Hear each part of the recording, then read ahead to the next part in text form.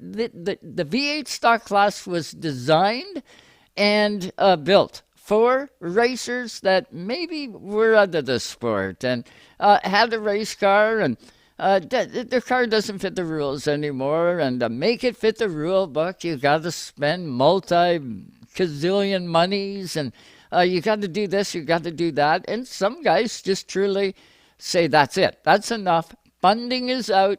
I am out. Too bad. I love the sport, but I can't afford to take this car and continue to sink money into it. I got to replace it. I got to do this, do that. So there was a class developed that you could run pretty well any V8 car that you want. You got your V8 car that you had, and it's going to fit this rules package because there really isn't a rules package. The number one rule is it has to be safe. And the second rule, which is paramount, is we're going to set a time and you can't go faster than this posted time. It's pretty easy, right? And one would say, oh, it's not racing. You're doing it by time. It's not racing. The guy can't race his car. Well, I'm here to tell you, yes, you can race your car. You want to be consistent. It doesn't matter how you get to that time. You can do it whatever way you want. It could be new tires. It could be a bigger carburetor. It could be this, could be that. You can do all of this. The key is don't break the time. Don't go faster than the posted time. And it is a lot harder than what people give it credit for. Our next guest, Jordan Morris, he drives the 73 car at Delaware Speedway in that class. And he'll tell you how hard it is to not only win the race, but to compete and not break out in time. You want to go as fast as you can. And this guy went lights out fast on Friday night to win the race. He was the man. Let's welcome him in. Jordan Morris, how are you tonight, buddy? I'm doing all right. Yourself? Fantastic, my friend. Congratulations on the win. That's one of many. I've seen you in Victory Lane before.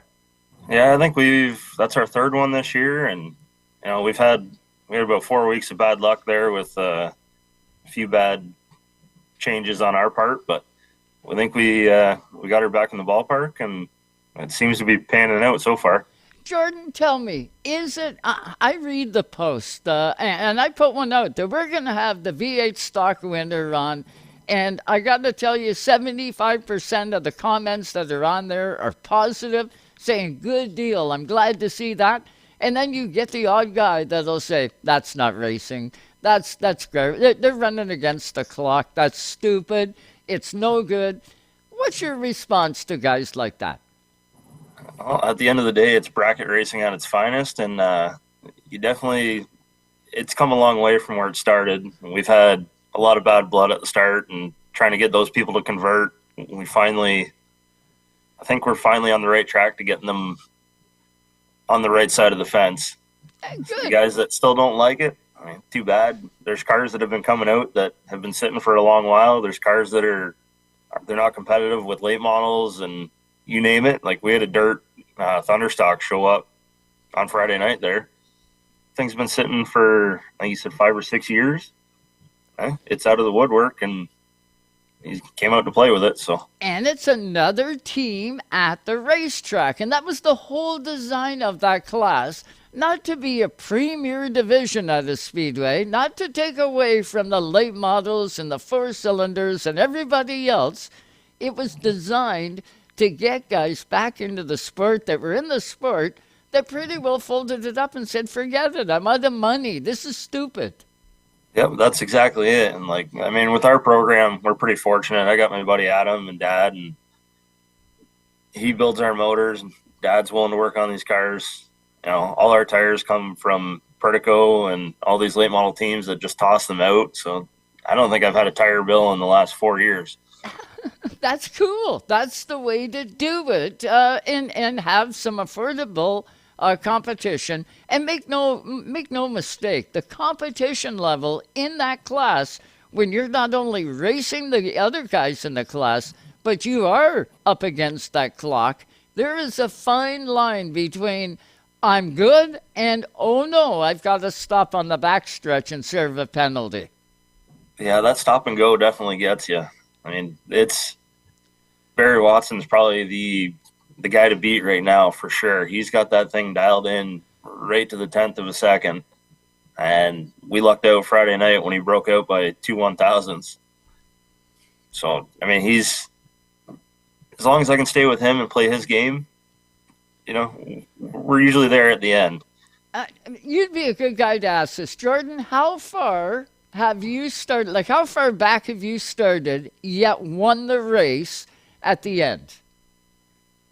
Pretty far back, like almost tail end.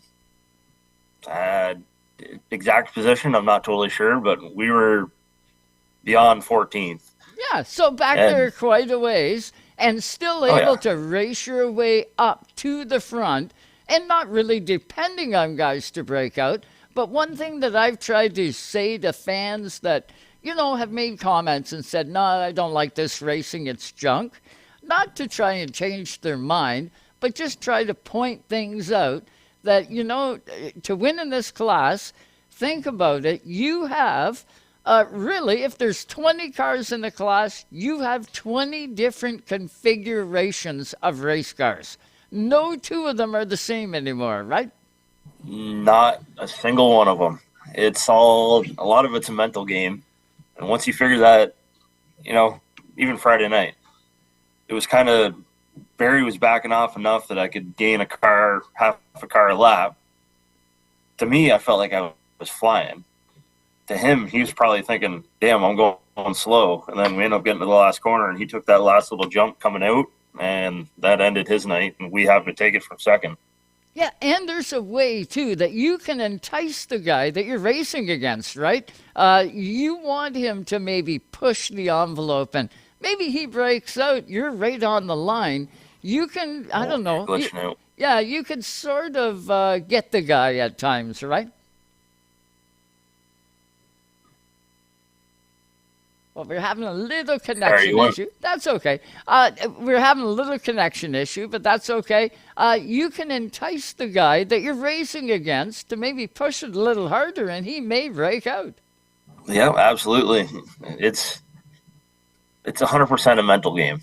And if you can get him to think, well, we both did it a couple weeks ago when we broke out coming to the line, and I think Taggart ended up winning it from fourth. That was both of us playing the game thinking, oh, I can take a quarter car, and it was too much. Yeah. So what is the biggest advantage in that car that you find? Is there anything that you're lacking that you wish you had? Or is, the competition level can't get any tighter than it is? The car's about as good as it's going to get. I mean, we can run sub 21s with it for sure. I think the best we've had it down was like a 20.2. So, I mean, toning her back a second doesn't sound like a lot, but at the end of the day, it's a lot, especially when you're in your head every lap. There's not one lap you're not thinking about your next. Yeah. Well, I can well imagine the consistency is going to pay off in this class, right? And that's exactly what it's going to come down to. I think there's a good 10 cars that could win on any given night, and it's just a matter of the guys behind the wheel and how far they want to take them. Yeah, pretty amazing, really. The V8 stock class, I absolutely love that class, and I've really enjoyed watching the progression of it. Do you think Delaware Speedway has the time set at the perfect time right now, or would you make adjustments to that time? If so, why? I think I would go one more 10th and just have a 21 flat. It's an even number. It's not hard to look at the clock and go, oh, he ran over this or under this. It's a pretty standard number to kind of base it off of. That extra 10th would probably make another 2 or 3 cars that much closer. Yeah. Do you find yourself, Jordan, do you find that you're hitting the brakes at all throughout the course of a race? The first couple of years we ran this, we definitely chewed up a lot of brake pads. And a lot of that was everybody would come off turn 4 and just jam on the binders. I think you pretty well have it set up now where you give it full throttle, you kind of roll it, you kind of brake it, and then about halfway down the back chute, you run it hard. You get off it, you kind of toy with the guy beside you a bit, and you can, depending on your lap, you can either give it a little more coming off a four or take a little less. So it's that competitive, and there is definitely, well, you raced before when it wasn't by the clock. Was it much different racing in the class that you were in that isn't racing against the clock? Were you doing the same type of things? Yes and no. It's now, I think everybody's starting to figure their stuff out, and that's why it's getting a lot more competitive. Like even with the bone stocks, they're pretty tight field for the top 15, and it's hard to explain until you do it. Yeah, yeah. And I can well imagine, back at the beach, we created the United Eights and the Combined Force. The reason why we did that was when I come back after being away for some 12 years from the Speedway, my first night out, I come back in and we had 27 total registered cars. That was it. I went, what? When I left, we had like 125 registered cars. Now we're down to 27 total. And that's what it was. So we had to come up with something. There was a ton of cars, 4-cylinder and 8-cylinder, that were sitting in barns, fields, and everywhere else. And guys couldn't afford to race. So we had to come up with something. And actually, it was little Joe, my son, that came up with the idea of doing what we did. And it was successful. Where the wheels can fall off is if you play with the time too much and you dial the class out. And sometimes that'll happen. And we've seen proof of that. It's cool to see at Delaware that they haven't monkeyed with the time too much. But by the sounds of it, if there was another 10th, do you think it would create more cars, or do you think some guys would fall out saying, I can't go that fast. How am I going to go another 10th quicker? Every one of the cars that we have at Delaware can do sub 21s. There's not a doubt in my mind about that. I think it would just bring it that much more competitive. The only downfall to it is everybody's on the same breakout. If I had it my way, I might change it to just the leader has that lap time, right? Because you break out, you're kind of, you're in the mix. You might be out of the mix if the race goes green. If you kind of maybe just stuck it to the leader, that gives anybody that broke out a dang good chance to get back to the front and try and run up there again. Jordan, I think you just come up with something that would add a full new wrinkle to it. It would be cool if just the leader had the breakout time. That would be really cool. I don't know, it's just a thought. Dad and I have always talked about it, and I don't think it'll ever come into play, but yeah, you got to brainstorm every once in a while. Yeah, you do. And it's cool to see. Your next race, where are you going next? When's your next race? We're off for a couple weeks here, and then we're back at Delaware. I'd like to hit up Sunset at the end of the year. I would have liked to get to Sauble, but I got a baby on the way, and that's any time now. So I think that's going to take over our chance at maybe getting down there for Oscar. But yeah, we'll because definitely be back at Delaware to run out the year. that's what you run on semi consistent basis, right? You're a hot rod. Technically, yes. We've been a V8 for the last couple of years just due to funding. And, I'm happy with it. We're having a good time. You're having a good time, and guys are participating. How many people on your crew, Jordan? I think there's Dad, Adam, my boy Chase, Adam's boy Grayson. Other than that, Dave helps us a lot. Donnie's been kicking in. So the wives for feeding us and letting us, go out and play. Hey, enough people are participating. Without that class, you just listed off 5-6 people that wouldn't be at the racetrack probably, and definitely the car wouldn't be there. How about sponsorship on the 73? Who you got? Oh, we have a lot of people to thank this year. We've picked up a couple. We might have lost one or two, but everybody that we have has been pretty supportive with our programs. We got Old South Pub, we got Floor Vision, CHS Mechanical, my buddy Ronnie at Waltz Towing, Tush Real Estate, Ace Auto Parts. We got Jay Ray at Jay's Detail Shop, CarQuest Machine Shop. My aunt and uncle do all our T-shirts, so Jap Branding. We got Lawnman, James Patrick Auto, and Castrol. That's awesome. Man, it takes a lot of support, but it's kind of cool when you can get out there and rally that support, turn it into a race car and a race team, and get out on a Friday night and go win yourself a race. And that's what you did on Friday night. That's cool. Yeah, that's exactly it. And if it wasn't for these guys, we probably wouldn't be out there. So. Yeah, well, good on you, too.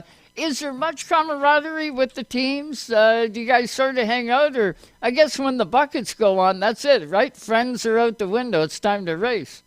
Yeah, I think we're all pretty good friends for the most part. I mean, we've all had our battles, but at the end of the day, sit down, have a beer, shoot the shit, and carry on. And carry on. That's right. I see a picture of the two up behind you. He's always one to be competitive out there, isn't he, Mr. Stewart? Oh yeah, he was my high school teacher, and a big part in my racing program. We needed parts. He's the first guy to call. Yeah, and he'd be the first guy there to lend a hand. Absolutely, and he's anytime I need help or whatever, I'll pick up the phone, call him, and he's the first guy to give you the info, or he'll even tell you what he's doing to try and slow his car down. Yeah. Well, pretty amazing stuff. Where are you in the points, or do you watch? Trying not to get caught up in it, but I think we're running second right now. We were 21 points out of first going into Friday night. Barry broke out, so we should be probably about 10 out, I would think. So it gets even more interesting, right? Not only are you chasing the win, but by the sounds of it, Barry better watch out. That 73 car's coming for the points, too. Yeah, that's been our goal since we started this. And, 73rd year for Delaware, and hopefully it's a 73 for championship. Well, good luck the rest of the way. I know I'll be keeping my eye on it. I love the class. I love watching you guys. And, hey, good on you for doing what you do. There's a lot of race fans out there that'll be catching on to the V8 stock class, all because of you. Good luck with the child, too. You got one coming. That's huge. Yeah, that might put a little bit of a damper on it, but I don't see it stopping us. No, it's another race team member. That's all. Yeah, well, we had my boy was in a go-kart at Grand Bend for a couple of years there, and he's pretty well decided he wants to play hockey, which I'm okay with. So we passed it off to Ryan Bright and his daughter, and sounds like they're having fun with it. Cool. That's the way. And you're able to race the 73. We can't thank you enough for the time, Jordan. We genuinely appreciate it. And thanks for coming on here and explaining stuff for us. No worries. Thanks for having me. Well, you get out there and win another one. We're going to have more than just you on here. I can guarantee that. Good luck, bud. Thank you. That's Jordan Morris. Watch for him in the 73 car. I've been watching him all season. Watched him last year. The guy can get the job done. Friday night, we didn't allude to it too much there, but Jordan, he was back in third on the white flag lap. The two up front got into one another. They got into going a little too hard at it, and both of them broke out. The 73 car kept his melon and won the race.